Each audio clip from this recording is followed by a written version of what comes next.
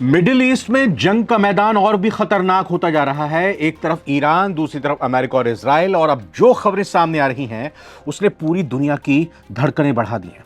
कहा यह जा रहा है कि अमेरिका की सबसे खतरनाक कमांडो टीम ईरान में उतर सकती है। मतलब ट्रंप यह फैसला बहुत जल्द ले सकते हैं कि वो ईरान में अपनी आर्मी को उतारने जा रहे हैं। दरअसल टारगेट तय हो चुका है, सीक्रेट ऑपरेशन की प्लानिंग लीक हो गई है, और अगर यह ऑपरेशन हो गया तो यह सिर्फ एक हमला नहीं होगा बल्कि पूरे मिडिल ईस्ट का नक्शा इसके बाद बदल सकता है। आज की इस वीडियो में हम आपको बताएंगे कि क्या सच में ईरान में अमेरिका अपनी आर्मी उतारने जा रहा है। अमेरिका और इजराइल को आखिर जमीन पर उतरने की अब जरूरत क्यों पड़ रही है। ईरान इसका जवाब कैसे देगा जब अमेरिका इजराइल की आर्मी उनकी जमीन पर उतरेगी, यह भी समझेंगे। और यह भी जानेंगे कि ईरान का नया सुप्रीम लीडर कौन बना है, क्या उनकी चुनौतियां हैं, कैसे वो इससे निपटेंगे। और आखिर में बात इसकी भी होगी कि अमेरिका ईरान के युद्ध के दौरान इजराइल से क्यों नाराज हो गया है, क्यों खफा हो गया है। यह बेहद दिलचस्प बात है। तो चलिए एक एक करके सभी खबरों की बात करेंगे। नमस्कार, बहुत बहुत स्वागत है आप सभी का। आप नवभारत टाइम्स देख रहे हैं। मैं रविंद्र सिंह आपके साथ। ये वक्त सारी दुनिया का।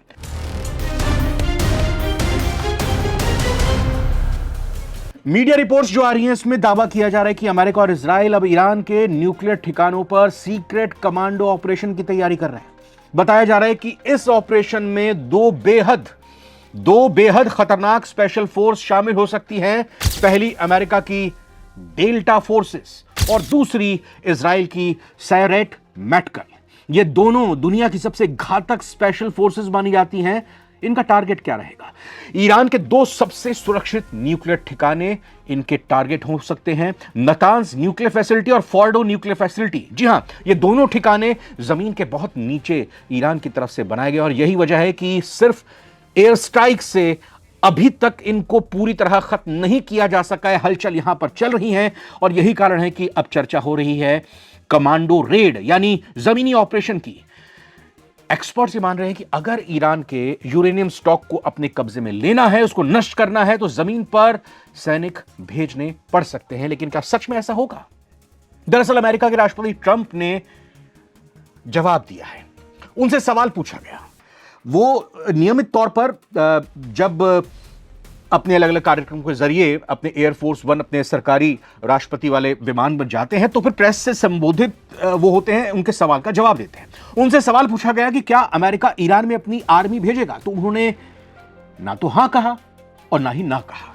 जी हां, ट्रंप का बयान कुछ इस तरह का था कि हम सभी विकल्पों पर विचार कर रहे हैं। All the options are open for us. इसके बहुत गहरे मायने होते हैं, यानी air strike, cyber attack, secret operation और जमीनी हमला, सब कुछ उनके टेबल पर है, उनके प्लान में शामिल है। ट्रंप की रणनीति वैसे भी हमेशा इसी तरह की रही है कि पहले दबाव बनाओ, फिर दुश्मन को डराओ धमकाओ, और जरूरत पड़े तो अचानक हमला कर दो जिसका अंदाजा भी ना लगे। लेकिन इस बार मामला बेहद खतरनाक हो जाता है, क्योंकि सामने ईरान है, और ईरान ने अभी तक 9 दिनों के अंदर छठी का दूध याद दिला दिया है, नानी याद दिला दी है अमेरिका और इजराइल की। अब इसी बीच सबसे बड़ा सवाल यही है कि क्या अमेरिका और इजराइल सच में ईरान में घुसने की हिमाकत कर सकते हैं? थ्योरी की अगर बात करें तो हां, घुस सकते हैं, क्योंकि जिस तरह से मुंह की खानी पड़ रही है तो अब यही विकल्प बच रहा है। लेकिन अगर व्यावहारिक तौर पर देखें, प्रैक्टिकली देखें, तो यह बेहद मुश्किल है। ऐसा क्यों? क्योंकि ईरान कोई छोटा सा देश तो है नहीं, लगभग 9 करोड़ की आबादी है, बहुत बड़ी इनकी आर्मी है, IRGC अलग से इनकी सेना है, हजारों मिसाइल इनके पास हैं, बैलिस्टिक मिसाइल, हाइपरसोनिक मिसाइल, और सबसे खतरनाक उनका रीजनल नेटवर्क, क्योंकि ईरान के साथ खड़े हैं उसके proxy groups, Hezbollah, Hamas, Houthi. अगर अमेरिका ने जमीन पर उतरकर ईरान के अंदर घुसकर हमला किया तो ये सारे संगठन एक साथ एक्टिव हो सकते हैं, और इसका मतलब होगा पूरे मिडिल ईस्ट में जंग। हमास सक्रिय है पूरी तरह से फिलिस्तीन में, दूसरी तरफ हिजबुल्लाह की बात करें तो वो पूरी तरह से सक्रिय है लेबनान और उसके आसपास, और साथ ही साथ हूती यमन में पूरी तरह से सक्रिय है। मुंह तोड़ जवाब देंगे। अब सबसे अहम सवाल यह भी आ जाता है कि जब एयर स्ट्राइक हो रही है, मिसाइलों से हमला हो रहा है, फाइटर जेट्स भेजे जा रहे हैं, तो जमीन पर जाने की जरूरत क्यों पड़ रही है? इसके पीछे 3 बड़े कारण हैं, वो भी समझते हैं। पहला कारण यह है कि न्यूक्लियर साइट्स, जी हां, उसका यूरेनियम, यानी ईरान के कई न्यूक्लियर ठिकाने पहाड़ों के अंदर बने हुए हैं, जैसे फोर्डो। ये इतना सुरक्षित है कि सिर्फ बम गिराने से इसे खत्म करना मुश्किल है। पिछले साल भी गिराए थे बम, लेकिन अभी भी वहां पर मौजूदगी है, बताया जा रहा है। दूसरा कारण है यूरेनियम स्टॉक, क्योंकि खुफिया रिपोर्ट कहती है कि ईरान के पास बड़ी मात्रा में समृद्ध किया यूरेनियम है, जो कि एटम बॉम्ब बनाने के काम आ सकता है। अगर ये हथियार बन गए तो पूरा समीकरण बन सकता है, यह कहें कि बदल सकता है। क्योंकि आप समझिए कि न्यूक्लियर पावर नॉर्थ कोरिया है, नॉर्थ कोरिया के ऊपर तो आंख उठाकर नहीं देखते ट्रंप। अगर ईरान परमाणु बम बना लेता है तो फिर उनको यह डर रहेगा, यह खतरा रहेगा कि भाई ये परमाणु अटैक ईरान की तरफ से कर सकते हैं।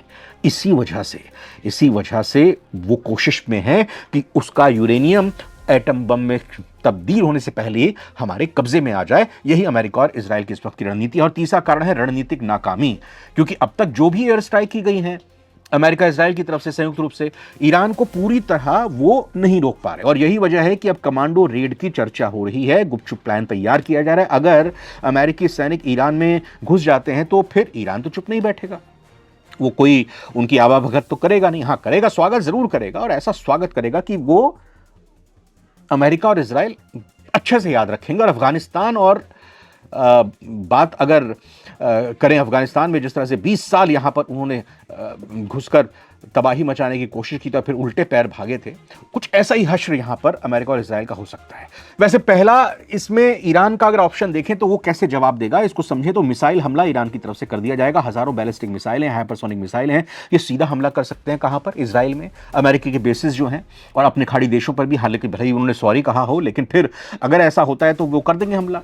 अच्छा, दूसरी बात इसमें आ जाती है कि तेल को लेकर युद्ध शुरू हो जाएगा, क्योंकि ईरान स्ट्रेट ऑफ हॉर्मुज को एक बार फिर से बंद कर सकता है, पूरी तरह से बंद कर सकता है, और यहां से दुनिया का लगभग 20% तेल गुजरता है। अभी फिलहाल की स्थिति यह है कि अमेरिका और इजराइल के जहाजों को, यूरोप के जहाजों को वहां से आने जाने के लिए पूरी तरह से रोक ईरान ने लगा रखी है। उसकी नजर वहां पर गड़ी हुई है उनके जहाजों की। अगर वहां से ये इन यूरोपीय देशों के, अमेरिका के, इजराइल के जहाज गुजरते हैं या गुजरेंगे तो फिर उनको डुबा दिया जाएगा ईरान की तरफ से। लेकिन अगर ईरान के अंदर घुस जाती है अमेरिका की सेना तो फिर ये बड़ी बात नहीं होगी कि अमेरिका के खिलाफ सिर्फ एक्शन ले, पूरी दुनिया के खिलाफ एक्शन ले सकता है, और जो बड़ा पूरा मार्ग है उसको ब्लॉक कर सकता है। और ऐसा होने पर क्या हो जाएगा? आज की तारीख में $110 से भी ऊपर एक बैरल का दाम जा चुका है कच्चे तेल का, और ये $200 से भी ऊपर जा सकता है। और तीसरा बड़ा कारण है प्रॉक्सी युद्ध। ईरान सीधे नहीं बल्कि अपने सहयोगी संगठनों से हमला करवा सकता है, यह भी उसकी रणनीति का हिस्सा होगा, और यही अमेरिका के लिए सबसे बड़ा डर है। अब आते हैं उस खबर पर जिसने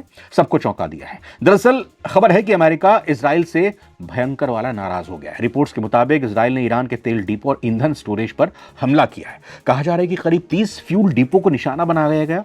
इससे दो खतरे पैदा हो गए। पहला खतरा तो यह हुआ कि भाई तेल संकट, अगर ईरान के तेल ढांचे पर हमला और बढ़ा तो दुनिया में तेल की कीमतें तेजी से बढ़ सकती हैं। दूसरा खतरा यह है कि पर्यावरण को भी संकट है। इन हमलों से भारी आग और प्रदूषण फैल गया है, और यही वजह है कि अमेरिका ने नाराजगी जताई है, इजराइल पर खूब डांट लगाई है नेतन्याहू की, क्योंकि वॉशिंगटन नहीं चाहता कि युद्ध इतना फैल जाए कि पूरी दुनिया की अर्थव्यवस्था चौपट हो जाए। तेल से ही तो अर्थव्यवस्था बनती है। और जंग के बीच ईरान में एक बड़ा राजनीतिक बदलाव भी हुआ है, जल्दी से उसको जानते हैं। क्योंकि ईरान के पूर्व सर्वोच्च नेता अली खामनी की मौत के बाद, शहादत के बाद, देश का नया सुप्रीम लीडर चुना गया है मुस्तफा खामनी, यानी खामनी का बेटा, अली खामनी साहब का बेटा। ईरान के असेंबली ऑफ एक्सपर्ट्स ने उन्हें नया नेता चुना है। बताया जा रहा है कि उनका संबंध ईरान की शक्तिशाली सेना इस्लामिक रिवॉल्यूशनरी गार्ड कॉर्प्स यानी IRGC से बहुत मजबूत है।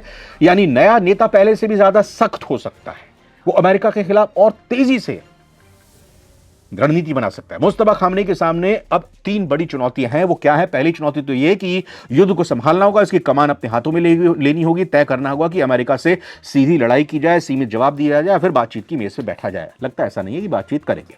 दूसरा यह है कि देश के अंदर स्थिरता लानी होगी। ईरान के अंदर भी लोग इस फैसले से खुश नहीं है, तो उनको भी संभालना होगा।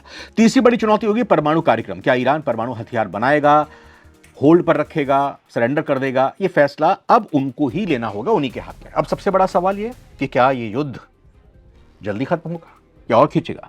विश्लेषक के मुताबिक 3 संभावनाएं इसकी भी बनती हैं। पहला, ये सीमित युद्ध इसी तरह से चलता रहेगा और फिर आगे चलकर बातचीत होगी।